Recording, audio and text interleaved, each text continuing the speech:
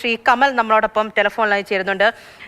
ശ്രീ കമൽ, ഒരിക്കലും അംഗീകരിക്കാൻ പറ്റാത്തൊരു വേർപാടാണ് ശ്രീനിവാസൻ അന്തരിച്ചു എന്നുള്ളത്. നമ്മൾ ഓരോ സിനിമകളും ഇങ്ങനെ പറഞ്ഞു പോവുകയാണ്. ശരിക്കും മലയാള സിനിമയെ ഇത്രത്തോളം ചിന്തിപ്പിച്ചുകൊണ്ട് ഇത്രത്തോളം ഉയർച്ചയിലേക്ക് എത്തിച്ച ഒരു വലിയ പ്രതിഭ തന്നെയാണ് വിടവാങ്ങിയത്.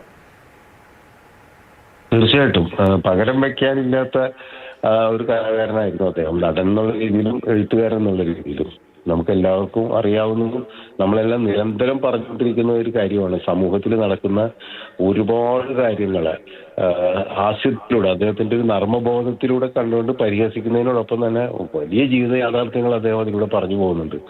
ഓരോ കാലഘട്ടത്തിലും അദ്ദേഹത്തിന്റെ സിനിമകൾ പരിശോധിച്ചാൽ നമുക്ക് മനസ്സിലാക്കാൻ കഴിയും. ആദ്യകാലത്ത് അദ്ദേഹം ചെയ്തിട്ടുള്ള സിനിമകളിൽ അന്നത്തെ ഒരു സാമൂഹിക പശ്ചാത്തലം എന്ന് പറഞ്ഞാൽ ചെറുപ്പക്കാരുടെ തൊഴിലില്ലായ്മയും അങ്ങനെയുള്ള അരക്ഷിതാവസ്ഥയൊക്കെ ആയിരുന്നു. അങ്ങനെയുള്ള കഥാപാത്രങ്ങളെ നർമ്മത്തിലൂടെ അവതരിപ്പിച്ചിട്ട് സമൂഹത്തെ തന്നെ പരിഹസിക്കുകയായിരുന്നു അദ്ദേഹം ചെയ്തത്. പിന്നീട് അദ്ദേഹം സ്വയം വിമർശനാത്മകമായിട്ടുള്ള സിനിമകൾ ചെയ്യുമ്പോൾ, ഇപ്പോൾ വടക്കൂ കേന്ദ്രം, ശ്യാമളയൊക്കെ സിനിമ പോലെയുള്ള സിനിമകൾ ചെയ്യുമ്പോൾ ഒരു സംവിധായകൻ എന്നുള്ള രീതിയിൽ അദ്ദേഹത്തിന്റെ വളരെ വ്യക്തിമുദ്ര പതിപ്പിക്കുന്നതിനോടൊപ്പം തന്നെ അത്തരം കഥാപാത്രങ്ങളിലൂടെ സമൂഹത്തെ വേറെ രീതിയിൽ പരിഹസിക്കുകയാണ് ചെയ്യുന്നത്.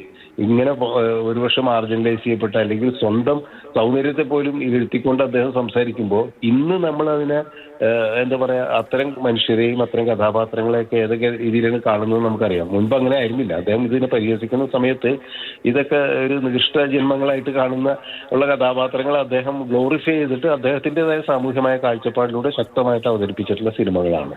അതിൻ്റെ അകത്ത് അവരുടെ ജീവിതത്തിലും ഒരു അർത്ഥമുണ്ടെന്ന് കാണിക്കുന്ന സിനിമകളാണ് അദ്ദേഹം ചെയ്തിട്ടുള്ളത്.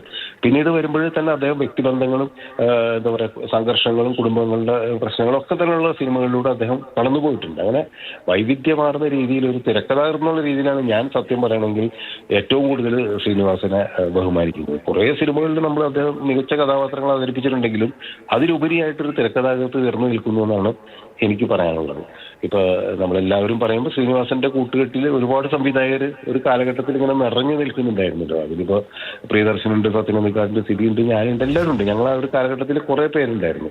അപ്പൊ എനിക്ക് വ്യക്തിപരമായിട്ട് പറയാനുള്ളത്, ഞങ്ങൾ ആദ്യം ചെയ്യുന്ന സിനിമ പാവമ്പാൻ രാജകുമാരനാണ്. അത് അദ്ദേഹത്തിന്റെ ഈ നേരത്തെ പറഞ്ഞ വടക്കൂർ കേന്ദ്രത്തിലേക്ക് പോലെ തന്നെ സ്വയം എന്താ പറയുക പരിഹസിക്കുന്ന ഒരു കഥാപാത്രമായിട്ടാണ് അദ്ദേഹം വന്നത്. പക്ഷെ പിന്നീട് ഞങ്ങൾ ചെയ്തിട്ടുള്ള സിനിമകൾ, ഇപ്പൊ ചമ്പക്കുളം വെച്ചൻ, മഴയത്തുമ്പ്, അഴകരാവണിലൊക്കെ വന്നു കഴിഞ്ഞപ്പോൾ അദ്ദേഹം അതുവരെ ചെയ്യാത്ത രീതിയിലുള്ള കഥാപാത്രങ്ങളും കഥയും ഒക്കെയാണ് അദ്ദേഹം സമീപിച്ചത്. അത് എന്റെയും കൂടി ഒരു തീരുമാനത്തിന്റെ ഭാഗമായിട്ടായിരുന്നു. നമുക്ക് വേറെ വഴി കൂടി സഞ്ചരിച്ചു നോക്കാം. അപ്പൊ അതിലൂടെയൊക്കെ പുള്ളി മനസ്സുകൊണ്ട് തയ്യാറാവുന്നു. അത്തരം സിനിമകൾ ചെയ്യാനുള്ള വലിയൊരു താല്പര്യവും അദ്ദേഹത്തിന് എന്നും ഉണ്ടായിരുന്നു. അതെ, തീർച്ചയായിട്ടും അതൊക്കെ ഓരോന്നും നമ്മൾ ഏറ്റെടുത്തതാണ്. ഓരോ കാലഘട്ടത്തിൽ ആ സമൂഹത്തെ തന്നെ പ്രതിഫലിപ്പിച്ച ചിത്രങ്ങളാണ് മലയാള സിനിമയ്ക്ക് വേണ്ടിയിട്ട് അദ്ദേഹം നൽകിയത്. വളരെ നന്ദി ശ്രീ കമൽ, ഈ ഒരു സമയത്ത് അദ്ദേഹത്തെ ഓർത്തതിന്.